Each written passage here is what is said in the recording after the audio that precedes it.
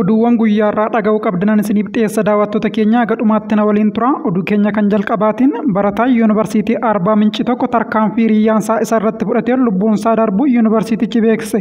Oduu biraatiin immoo obbo Taayyee Danda'a paartiin Bilisiginnaa diigamuutii qabaa jedhe. Oduu biraatiin Wallagga Bahaa aanaa giddaa ayyaanaatti hidhattoonni faannoo imaltoota 10 butuu jiraattonni himan. Akkam jirtu daawwattoota keenya oduu keenya guyyaarraatiin dhimmoota nama isinii kaasee fi kan biroo bal'ina isaa kan dhageessan ta'a. Kanaafuu gadhumaatti na waliin turaan isiniin jedha. Chaanaalii keenya immoo laayik, sheer, sabskiraayib gochuudhaan guyyaa guyyaadhaan oduu nuti gadhiisnu dhaggeeffadhaa isiniin jechaa irratti aansuun gara bal'ina oduutti kanan darbu ta'a. Barataa yuunivarsiitii Arbaa Minci kan ta'e Naatinaayil Tsigguu ajjeefamuu yuunivarsiitichi beekse. Barataa saayikooloojii waggaa 2ffaa kan ta'e Naatinaayil hiriyyaasaa wajjin eebila 28 bara 2017 walitti bu'iinsa dhuunfaa uumameen miidhaa guddaan irra ga'ee akka ture yuunivarsiitichi ibseetu jira. Haaluma kanaanis lubbuusaa oolchuuf gara hospitaala waliigalaa Arbaa Mincitti geeffamee yaalamaa utuu jiruuti. Ganamarraa sa'aatii 12 walakkaatti lubbuunsaa darbu yuunivarsiitichi fuula feesbuukii isaa irratti beeksiseetu jira. Barataan hiriyyaasaa irratti yakka ajjeechaa kana raawwate to'annoo jala oolfamee qoratamaa akka jiru kan ibsa yuunivarsiitiin Arbaa Minci. Bu'aa qorannoo isaa kan dhumaas kan isin beeksisnu ta'a jedheetu jira. Maatii fi hiriyoota barataa Naatinaayiliifis yuunivarsiitiin Arbaa Minci jajjabina hawweetu jira. Oduuttaanuun Wallagga Bahaa aanaa giddaa ayyaanaatti hidhattoonni faannoo imaltoota 10 butuu jiraattonni himan. Naannoo Oromiyaa godina Wallagga Bahaa aanaa giddaa ayyaanaatti dilbata caamsaa 4 bara 2025 hidhattoonni faannoo konkolaataa geejjiba uummataa imalaarra ture karaatti dhaabsuun imaltoota 10 butuu kanneen ijaan argan Addis Istaandarditti himan. Gochi kun caamsaa 4 ganama naannoo sa'aatii 2 walakkaatti konkolaataa uummataa aanaa giddaa ayyaanaarraa ka'uun gara magaalaa Finfinnee imalaa ture irratti bakka addaa Dichoo jedhamutti kan raawwatame yoo ta'u, jiraattonni immoo gocha kanaaf hidhattoota faannoo himatanii jiraataan aanaa giddaa ayyaanaa konkolaataa kana keessa turee fi nageenya isaatiif jecha maqaan isaa akka hin dhaamne gaafate tokko akka dubbatetti namoonni isa waliin imalaa turan 10 humnoota faannoo kanaan yeroo butaman ija kootiin argeen jiraa jedhe. Hiriyyaa koo waliin gara magaalaa Finfinnee deemaa osoo jirruutii karaatti humnoonni faannoo kunneen bosona keessaa ba'uudhaan meeshaalee waraanaa hidhatanii konkolaachisaa erga doorsaniitiin booda innis miira sodaatiin yeroo sanatti dhaabe jechuun haala ture ibsee yeroo sana ol seenuudhaan namoota konkolaaticha keessa turan dhiiraa fi dubartoota jechuudhaan erga addaan baasaniitii booda maanguddoo dabalatee namoota qabeenya qabu jedhanii tilmaaman 10 fuudhanii gara bosonaa seenanii jedhe. Namoota butaman keessaa maanguddoota tilmaamaan umuriin isaanii waggaa 45 ol ta'u 2 akka argaman kan eere jiraataan aanichaa kun maanguddoonni kunneen erga butamanii guyyaa tokko booda miidhama tokko malee gara maatii isaaniitti deebuus himeetu jira. Haa ta'u malee namoonni 8 guyyaa sana fudhataman yeroo hedduu bilbilaan maatii isaanii waliin wal qunnamaa kan jiran ta'us eessa akka jiranii fi maal keessa akka jiran wanti beekame tokko illee hin jiru jedhe. Waa'ee hidhattoota faannoo uggura kana raawwatanii yeroo ibsu jiraataan kun ani ija kootiin kan argeen namoota hidhatan 4 turanii isaanis meeshaalee akka bireenii, kilaashii fi snaayipperii qabatanii bosona naannoo Dishootti argamu keessaa ba'uun konkolaaticha fuuldura dhaabbatanii jedhe.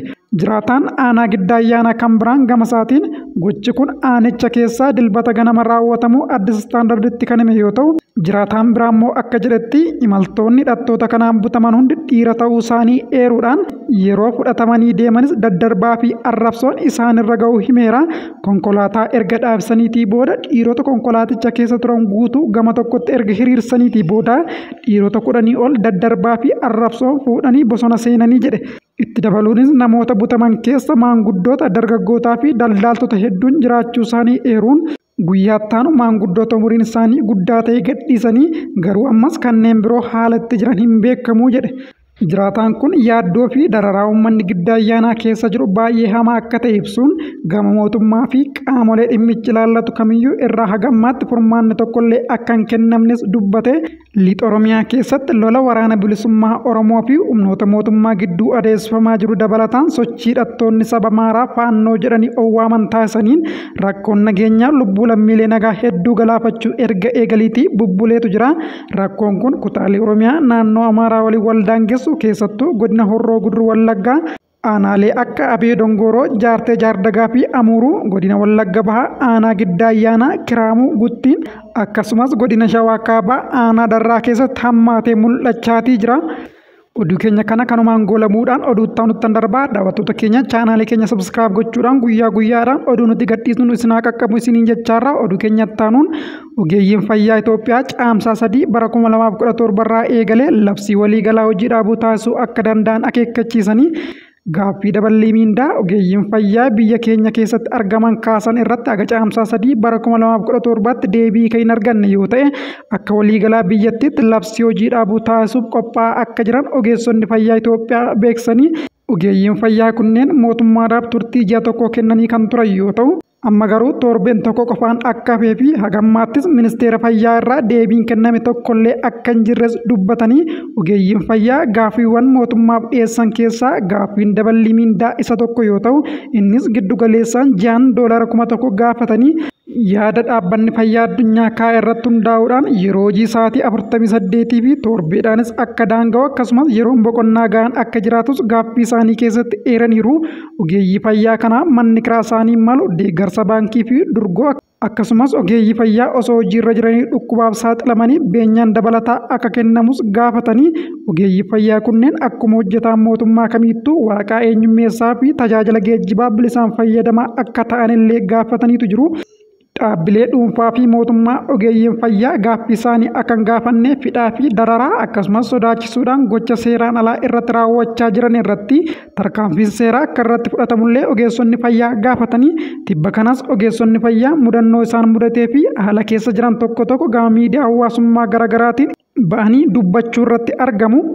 Oduu keenya xumuraatiin deetaa ministeera nageenyaa duraanii fi miseensa caffee Oromiyaa kan turan obbo Taayyee Danda'a paartiin Bilisiginnaa qajeeltootiin taliigamu waan sarbeef akka guramu yookiin haqamu gaafatan xalayaa boordii filannoo barreessaniin kora lammaffaa paartii Bilisiginnaas qeeqaniiru. Paartiin Bilisiginnaa kora isaa lammaffaa akka lakkoofsa Itoophiyaatti amajjii 23 aga 25 2017 gaggeeffate irratti komii qaban kan dhiyeessan obbo Taayyee Danda'a korichi karaa waliin dhaameen gaggeeffamee jiran. Sababni isaa immoo seerri ittiin bulmaataa paartichaa tuffatamee gatamuudhaa jedhan.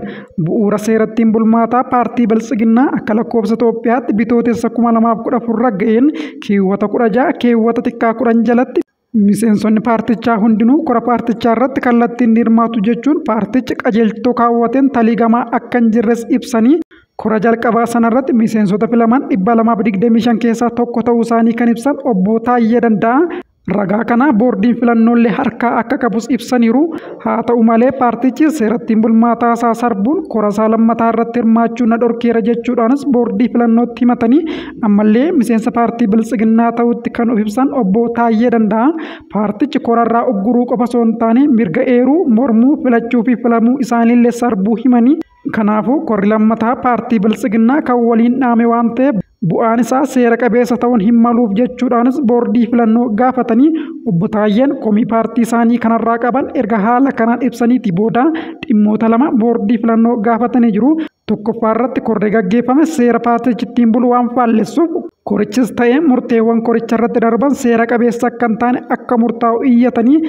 Dhimmi lammataa obbo Taayyee Danda'a kaasan immoo daangaa yeroo boordichi kaa'u keessatti paartiin Bilisiginnaa marii hunda hirmaachisu akka gaggeessus gaafatanii xalayaa iyyataa obbo Taayyee Danda'a boordii filannoo Itoophiyaa barreessan kana irratti hagammaatti gama boordii filannootiinis ta'ee gama paartichaatiin wanti jedhame tokkollee hin jiru. Egaa daawwattoota keenya oduun guyyaa irraaf isiniif qindeesse kana gammaatti hordoftanidha. Sa'aatii muraasa booda immoo oduu biraa nagaa walitti deebinutti nagaan naa tura.